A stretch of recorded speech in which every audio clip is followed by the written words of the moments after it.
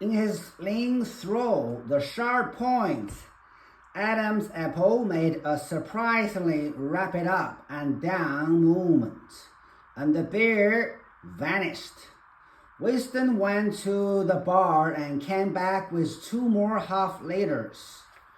The old man appeared to have forgotten his prejudice against the drinking of 4 liters. "You are very much older man than I am," said Winston. "You must have been a grown man before I was born.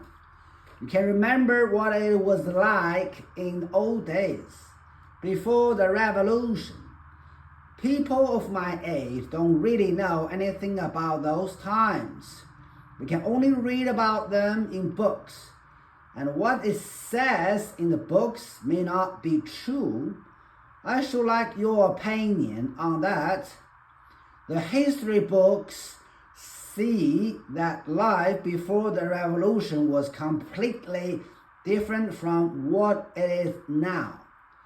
There was the most terrible oppression, injustice, poverty worse than anything we can imagine.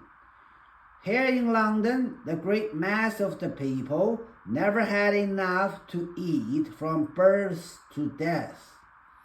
Half of them hadn't boots on their feet. They worked 12 hours a day. They left school at night. They slept 10 in the room. And at the same time, there were a very few people, only a few thousands. The capitalists, they were called, who were rich and powerful. They owned everything that there was to own. They lived in the great, gorgeous houses with 30 servants. They rode about in motor car and 4-horse carriages. They drank champagne. They wore top hats. The old man brightened suddenly. "Top hats? Funny you should mention them. The same thing came into my head only yesterday. I don't know why.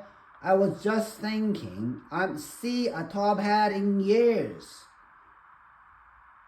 The last time I wore one was at my sister-in-law's funeral, and that was, well, I couldn't give you the date, but it must have been 50 years ago. Of course,